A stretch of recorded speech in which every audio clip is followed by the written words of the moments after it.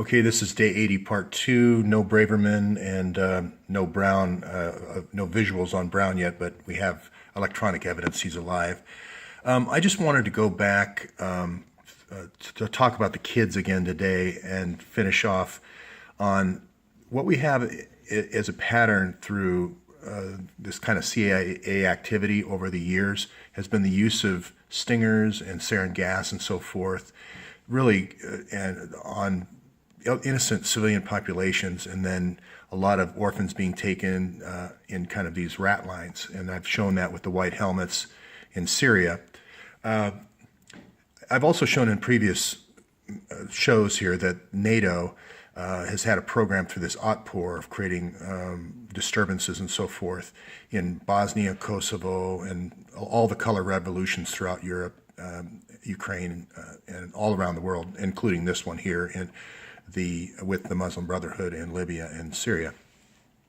So I just kind of wanted to develop the thesis that this CIA type activity of overseas activity has been now injected, and it's actually over a 20-year period, has been injected into the FBI through the Counterterrorism Division. And I'll show you how that happens through a company called DynCorp.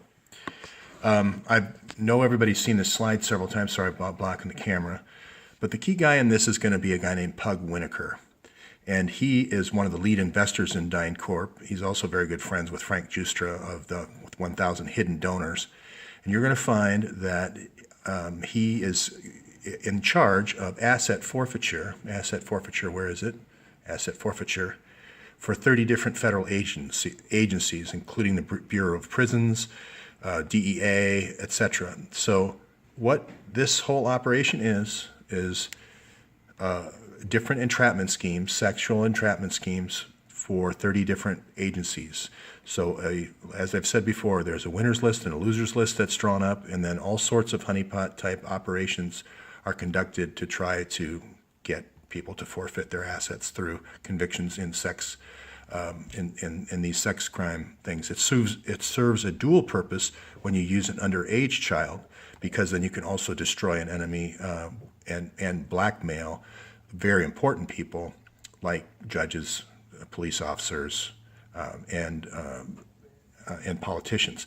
Now, since he also runs the Bureau of Prisons, I was also told that a lot of times, this is a woman here who testifies to police officers gang raping her on multiple occasions, several different police departments, especially around the 2010 Olympics. I was told, given some very good research, that a lot of times police departments hire already convicted felons that are rapists already. So these teams that I was talking about, these teams of 6 prowler teams that go out and kind of do these dirty tricks, many times they're not police officers at all. They're just people that have been hired. I posted an article where in Texas they want to lift the ban of hiring felons in the state. This is where this CIA can infiltrate with this JTTF program, can infiltrate into police departments. So I didn't mean to talk about police departments at all, in that general sense. But you're going to find this is the operation. DynCorp is going to be running about 30 of these different operations over a period of 30 years. So the modus operandi is just the names of the operation has changed about every 2 years, and then they arrest a few patsies and then move on. So that's kind of the MO. And again, it's going to be the counterterrorism folks at these Olympic Games.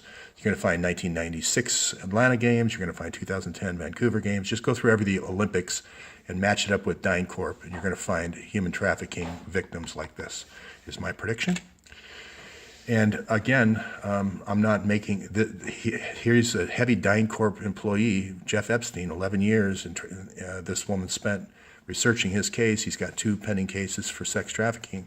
So it's DynCorp. It's DynCorp running these operations in Europe. It's these brownstone operations Europe, and it's DynCorp running them here in Little St. James Island.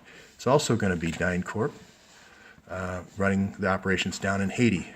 You're also going to find Kosovo and Bosnia are going to be all getting the bait for these for this sexual entrapment. So that's it for today. I just wanted to get that out, and I'll give more information later today.